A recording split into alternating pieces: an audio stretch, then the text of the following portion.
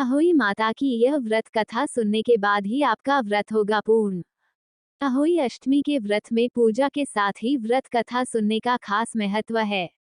मान्यता है कि इस कथा को सुनने के बाद ही आपका व्रत पूर्ण माना जाता है। माताएं संतान की दीर्घायु के लिए पूरे दिन निर्जला व्रत करती हैं और फिर दोपहर के बाद अहोई माता की पूजा करती हैं और शाम को तारों को अर्घ्य देकर व्रत तोड़ती हैं। आइए जानते हैं अहोई अष्टमी की व्रत कथा विस्तार से। अहोई अष्टमी की व्रत कथा। एक साहूकार था जिसके 7 बेटे और 7 बहुएं थीं। दिवाली से पहले कार्तिक अष्टमी को 7 बहुएं अपनी इकलौती नंद के साथ जंगल में जाकर खदान में मिट्टी खोद रही थीं। वहां स्याहू की मांद थी। मिट्टी खोदते समय नंद के हाथ से स्याहू का बच्चा मर गया। इससे स्याहू माता बहुत नाराज हो गई और बोली, मैं तेरी कोख बांधूंगी।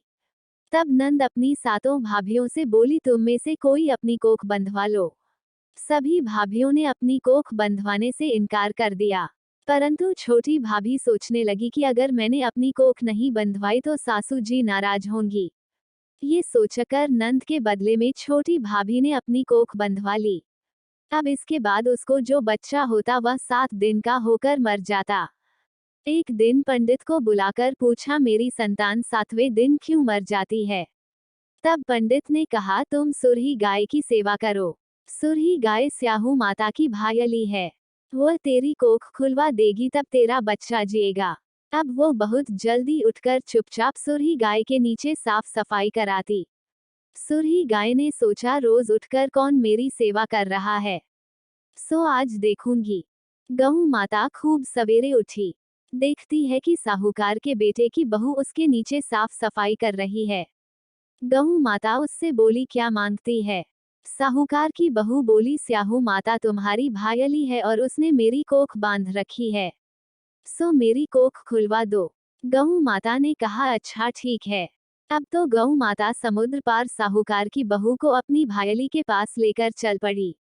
रास्ते में कड़ी धूप थी, सो वह दोनों एक पेड़ के नीचे बैठ गई। थोड़ी देर में एक सांप आया। उसी पेड़ पर गरुड़ पंखनी का एक बच्चा था। सांप उसको डसने लगा। तब साहूकार की बहू ने सांप मारकर ढाल के नीचे दबा दिया और बच्चे को बचा लिया। थोड़ी देर में गरुड़ पंखनी आई तो यहाँ खून देखकर साहूकार की बहू को चोंच मारने लगी। तब साहूकार की बहू बोली, मैंने तेरे बच्चे को नहीं मारा बल्कि सांप तेरे बच्चे के करीब आया था। मैंने तो उससे तेरे बच्चे की रक्षा की है। ये सुनकर गरुड़ पंखनी बोली, मांग तू क्या मांगती है? वह बोली, 7 समुद्र पार स्याहू माता रहती है, हमें तू उसके पास पहुंचा दे।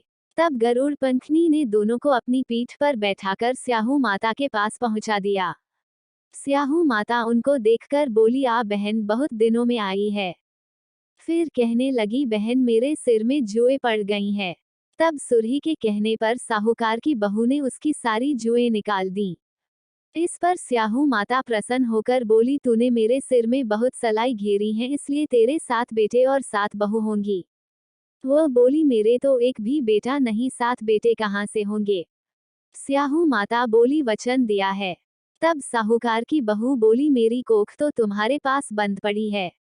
ये सुन स्याहू माता बोली, तूने मुझे ठग लिया, जा तेरे घर पर तुझे 7 बहुएं मिलेंगी। तू जाकर उजमन करियो, 7 अहोई बनाकर 7 कढ़ाई करियो। वो लौटकर घर आई तो वहां देखा कि 7 बेटे 7 बहू बैठे हैं। वो खुश हो गई। उसने 7 अहोई बनाई, 7 उजमन किए और 7 कढ़ाई करी। शाम के समय जेठानियों आपस में कहने लगी कि जल्दी जल्दी पूजा कर लो, कहीं छोटी बच्चों को याद करके न रोने लगे। थोड़ी देर में उन्होंने अपने बच्चों से कहा, अपनी चाची के घर जाकर देखाओ कि आज वह अभी तक रोई क्यों नहीं। बच्चों ने आकर कहा, चाची तो कुछ मान रही है, खूब उजमन हो रहा है। ये सुनते ही जेठानियां दौड़ी दौड़ी वहां आई और आकर कहने लगी कि तूने कोख कैसे खुलवाई? वह बोली, तुमने तो कोख बंधवाई नहीं थी, सो मैंने कोख बंधवा ली थी। अब स्याहू माता ने कृपा करके मेरी कोख खोल दी है। हे स्याहू माता, जिस प्रकार उस साहूकार की बहू की कोख खोली उसी प्रकार हमारी भी कोख खोलना। एक कटोरी में गेहूं के दाने या फिर हल्दी चावल लेकर कहानी सुने।